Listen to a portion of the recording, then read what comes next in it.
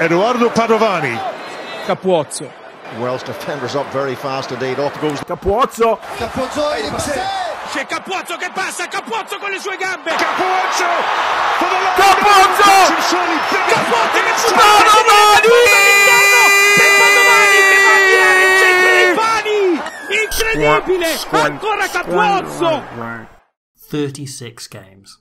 2,880 minutes, 2,577 days, 1,268 points conceded, 175 minutes spent standing under the post waiting for the conversion. Whatever metric you use to count it, the 7 years since Italy last won a game in rugby's greatest championship have been very, very long. Yet after 3 frontline coaches, 4 captains and half a generation of players fell short, Italy's teenage revolution took Wales back to school on Saturday for a victory that will echo through Italian rugby for decades to come. From the full 23 that defeated Wales at the weekend, only Marco Fusaro had ever won a Six Nations match before, coming off the bench 7 years ago for just his 3rd cap at the time. In fact, the last time Italy did win in this competition, 10 of the team who won in Cardiff were still in school. Hell, I'm not even convinced that all of them have left by now. Ange Capuozzo probably had to sneak out of Spanish class early to get the flight over, and Leonardo Marin so young I wouldn't be surprised if the water boys bring on breast milk. Sometimes when a game is decided by a last minute moment of undefendable Shaney shit, you can be guilty of overhyping the team at large, but Italy were exceptional on Saturday, putting together what would still likely be their best performance since the defeat of South Africa in 2016, even if Ange Capuozzo hadn't snaked through the Welsh defence like an Afghan hound late for his bus before feeding Edoardo Padovani.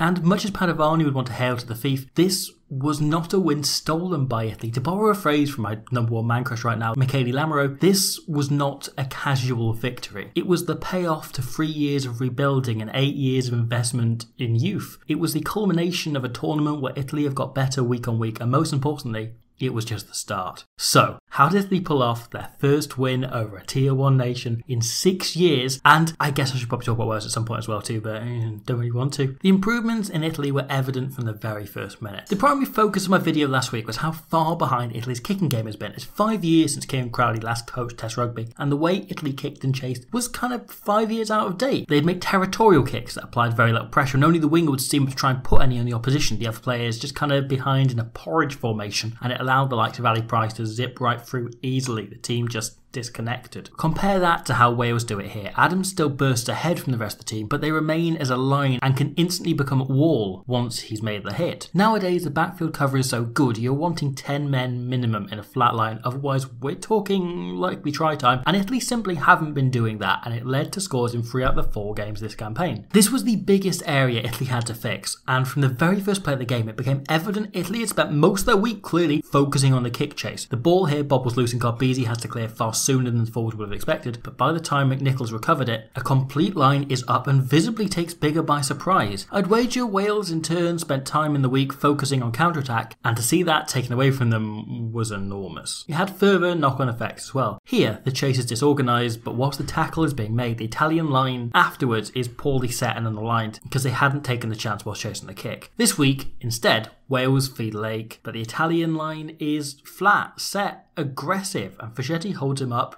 in the tackle, winning the turnover, winning the scrum. Here, McNichol looks up and spots that whilst half the chase is great, it's spottier on the other side, so jinx to attack there. Except in the place of numbers, Italy have placed their 2 best defenders. Ignacio Brex cuts on the space, and then Lamero makes a phenomenal chop tackle. Wales, again, try to attack the next phase, but they head into the area McNichol had deliberately avoided because there were so many Italian defenders, and it allows Pettinelli to just decimate LZ so badly. His nickname is now only Reese Light Drizzle. This chase remained consistent for 80 minutes, but there wasn't a single kick where Italy fell into their sloppy old habit, and they kicked a lot. Italy kicked a 3rd more ball on Saturday than they have in any game except for the 30-man effort against Ireland. But most importantly, the kinds of kick they were making changed. In the games under Crowley where they kept 15 men, almost every time ball hit boot, it was either forced by the opposition, be it a clearance from their own 22, a return kick after an opponent pinned them back, or getting rid of it under pressure, or they were attacking kicks, chips, grubbers, cross kicks designed to attack the space. Italy rarely kick in the middle of 2 sections of the field, keeping the ball in hand around the halfway mark more than any other team in this tournament. All of this changed on Saturday. Italy started kicking on their own terms. Now, the two international teams who kicked the ball more than any other are South Africa and France. These also happen to be probably the two best teams in the world, and so Italy's kicking strategy of 9 was almost exactly the same as South Africa's, and the kicking strategy of 10 was almost exactly the same as France's. Genius steals, as Eduardo Padovani says. Instead of keeping hold of the ball indefinitely to see what opened up as per previously in the tournament, Italy played mostly 2 free phases, then kicked. In fact, this 6-phase attack in the 76th minute when looking for the try to win it is Italy's longest passage of possession in the game, overtaking the 4 phases they play here in the first half. They didn't keep hold of the ball at all. This is South Africa's general strategy. The Springboks play between 3 and 5 phases, then hang a kick high in the air, but only about 20 metres forward, meaning it's short enough they can get a proper chase up and apply real pressure, meaning they're always going forward. This was exactly what Italy did at the weekend. Callum Brayley made the most kicks an Italian eyes hung in the Six Nations for at least 5 years as far as I look back, and they were mostly very good kicks, allowing that freshly excellent chase to apply real pressure, a proper chase, and move Italy upfield. And whilst Ioane can regather that last kick, this one is no less excellent. Ioane is beaten in the air, but a small wall has formed behind him, either for a tap back from the winger or as a welcoming committee from McNichol. Lamro, meanwhile, has managed the line and the lines that are around him before doing a great job of slowing the ball in the next phase to give Italy time to properly fully set. And here they get the opposite result as Padovani manages to get under it and slaps it back for Marine to regather 30 metres further upfield. Italy play one phase and then Brayley sets to kick again, and it's another pretty good one. Padovani narrowly overshoots this time, but it's no trouble because the Italian defence is really well aligned, meaning Wales see no option but to kick back in response. The kind of reactionary tactic that we saw Italy flounder into all tournament. Yet, whilst this chase remained consistent, the way they targeted Wales to get on top of them changed. This is a really smart kick by Brayley. He hangs it incredibly high, but pretty much exactly where McNichol was already standing, and it means he has to take it standing still. No forward momentum, it's impossible to launch a counter-attack. Pettinelli can line him up, chop, and Nicoretta get over the ball to win the turnover, which Padovani then slots over from long range. Here, however, Brayley hangs it far shorter, knowing Reece Zammit will have to cover about 30 metres. He's around the 22-metre line to get to the ball. Ioane beats him to it. France, meanwhile, kick long. They kick longer than any other side in World Rugby, Untamak typically pumping the ball as deep as possible, hoping to catch the fullback on the turn and deny them the time to reply. At a basic level, it's about making slow gains by the opposition, returning the kick but not hitting it as far as they did. What starts as a kick from 22 to 22 becomes the opposition only hitting it to halfway, opening up opportunities for counter-attack. And knowing how good their back three are at that very thing, it's no wonder that sounded like an incredibly enticing tactic for Italy. And that's just what they do here. Some great line speed by Dewi Lake leaves Italy going backwards for one phase, so Leonardo Marine, usually a fly half, slots in and hits it straight down the middle, long, splitting Davis and McNichol. They both have to turn to regather it. Davis pops it to his fullback, who eventually replies and lands it roughly in line with where Marine kicked it, but Capuozzo and Garbisi now have 20 metres of open water in front of them instead. With Davis still around his try line after the previous kick and McNichol having chased his own hoof, Garbisi spots this enormous well of space in the Welsh backfield. He places it perfectly, goes up to regather it himself, and does so.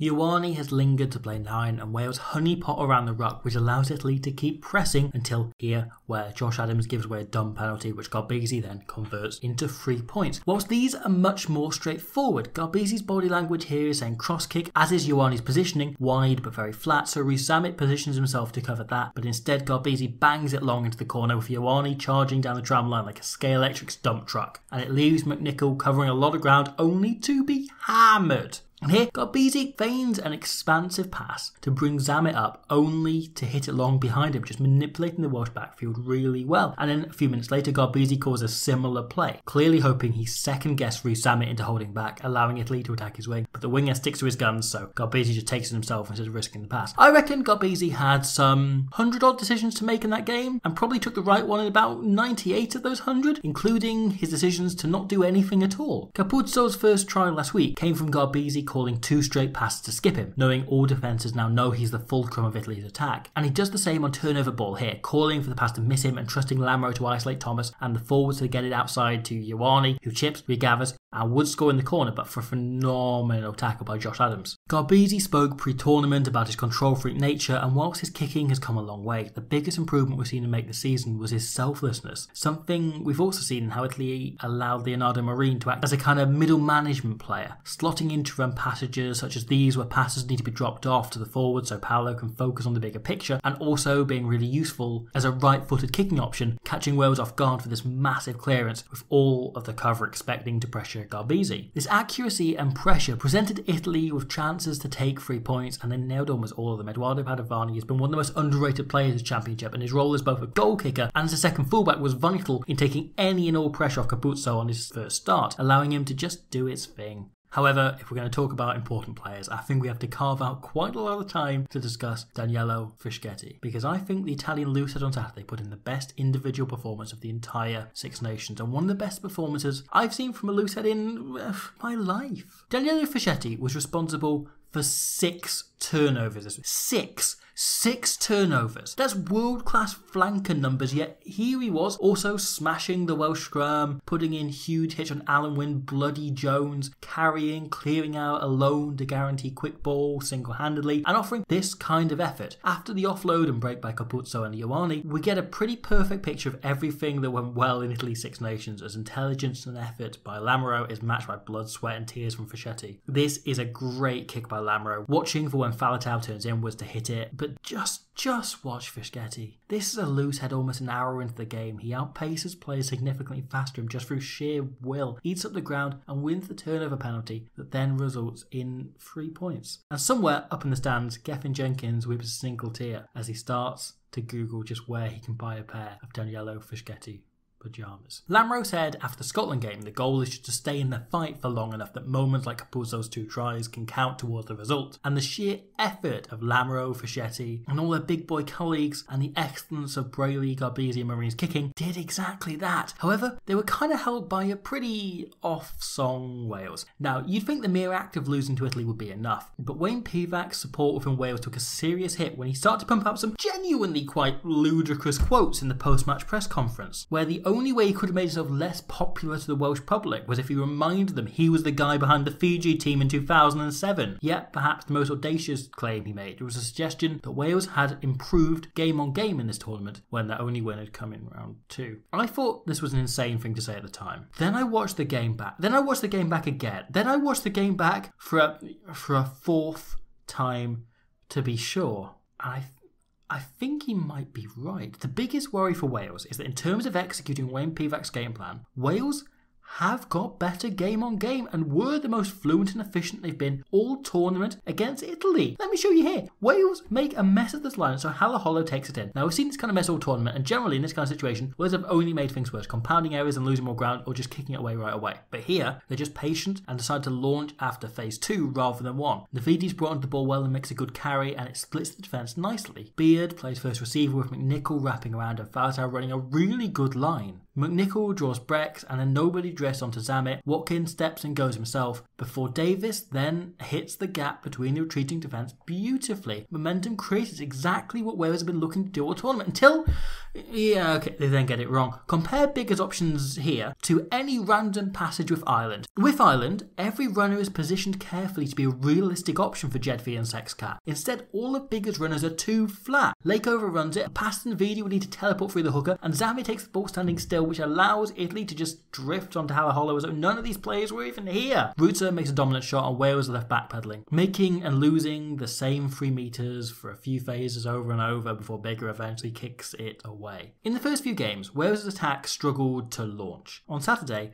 it got off the ground better than ever. It just exploded in an unspectacular fashion before it could leave the atmosphere, which is arguably even more worrying. The positioning here is much better as everyone hits their proper lines in a move designed to simply exploit the fact that Brex in the 13 channel is an excellent defender, but he's also extremely slow. And so they look to just put runners in everyone else's face to leave Brex covering as much space as possible so the quickest player on the pitch in Rhys Zamet can burst through the hole outside him. Except Zamo never even considers the pass and the chance is blown. However, in a kind of arrogant moment, Wales then tried to run exactly the same move right after half time. But Leonardo Marine reads it, knows this is coming, and drifts to mark Bigger, allowing Brex to fire up and downgrade him again to Rhys slightly cloudy overhead. Wales were doing a far better job of getting their forwards into positions to make dynamic carries to get over the game line, to hit holes, and allow the backs to open things up in the next phase. They were just completely unable to do so. Only able to make anything function once all game, resulting in the eventual try for Owen Watkin. I love the effort here by Faletau dislodges the ball and Alan Wynne-Jones secures it. Knowing he's not in position himself, Bigger has McNichol act as first receiver and spread it, the ball getting out to LRZ who dummies the kick and boulders eventually through Ioane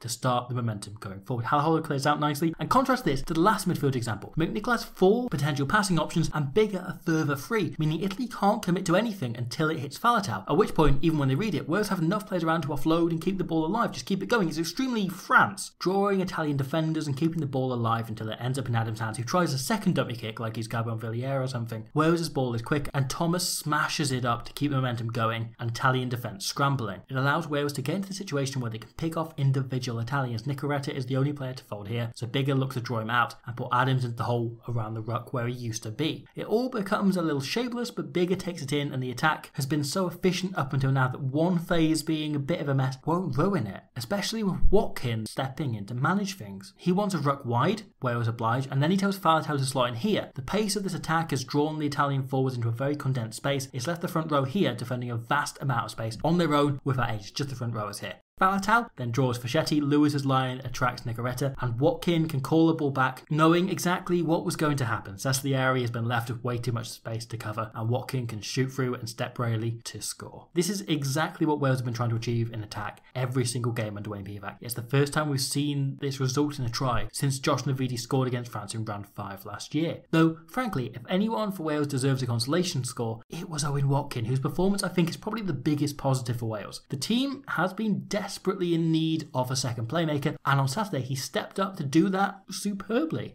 Here also following up by making a half break. In fact, he pretty much took over full time when Callum Sheedy entered the fray. After Wales spread it following a turnover here, Bigger, now playing fullback, is sucked into the ruck, so Watkins slots into the fly half position, and then again the following phase, unleashing Moriarty really nicely, who offloads to the man they call Sausage. So Watkin returns to fly half, inviting Navidi onto the ball nicely, then after the next phase calls the play once more, asking his forwards to spread it wide to Josh Adams. The Italian defence, scrambling again, drifts incredibly hard to cover him, and it opens up space that allows Josh Adams to just world-class his way through and to score the try. This should win Wales the game, sure, this should be fine, this should close us out from here. Both of Wales' tries from open play were direct results of Owen Watkins' newfound ability as a playmaker, and if Wales are going to take anything from this tournament, it's how much better they looked when he's mixing in and taking over rather than relying solely on Dan Bigger, or worse still, bloody Callum Sheedy, who was Kelly Harmona-esque in his avoidance of responsibility on Saturday, an absolute passenger performance from a man who's,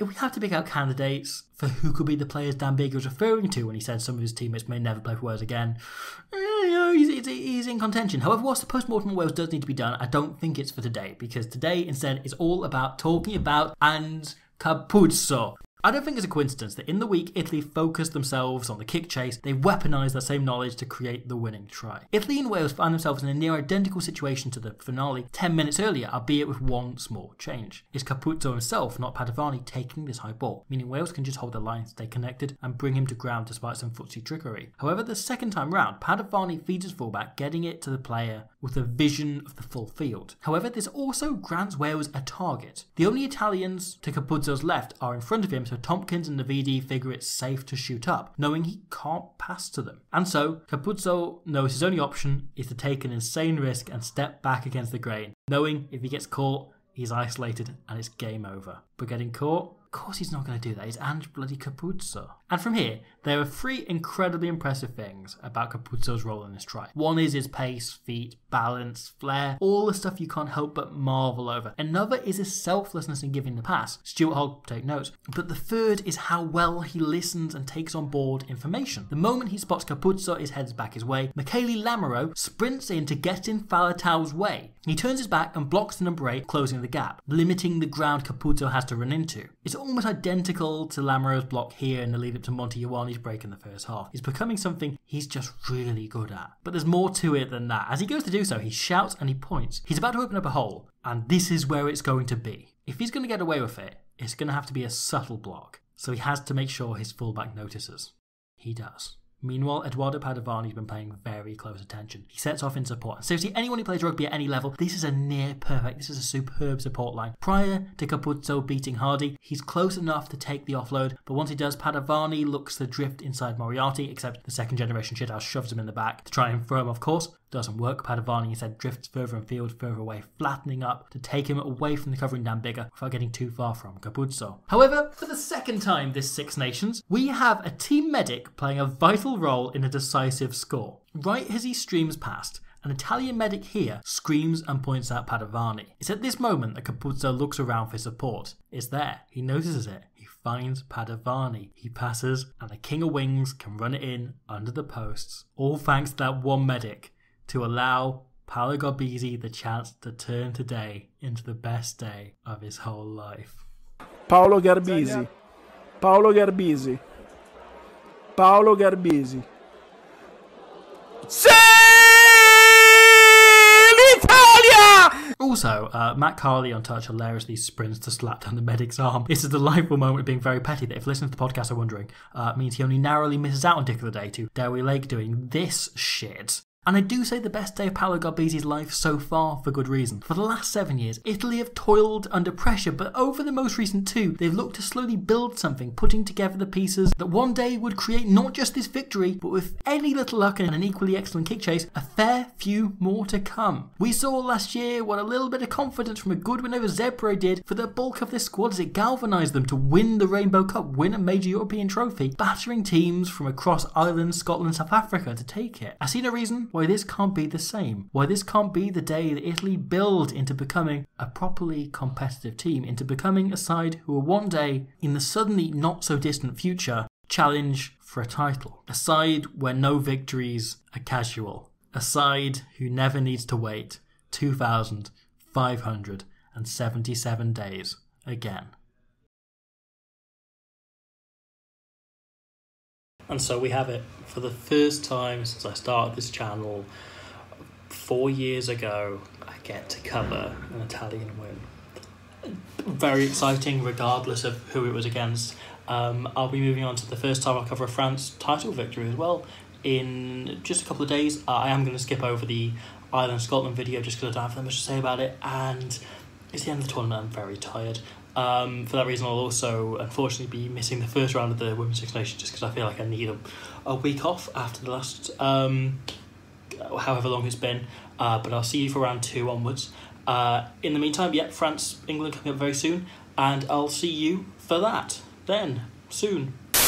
But it's also worth keeping an eye on fullback Ange Capuozzo, and you can't help but feel by the end of the Six Nations, whoever they're playing last is really going to be in for a shit.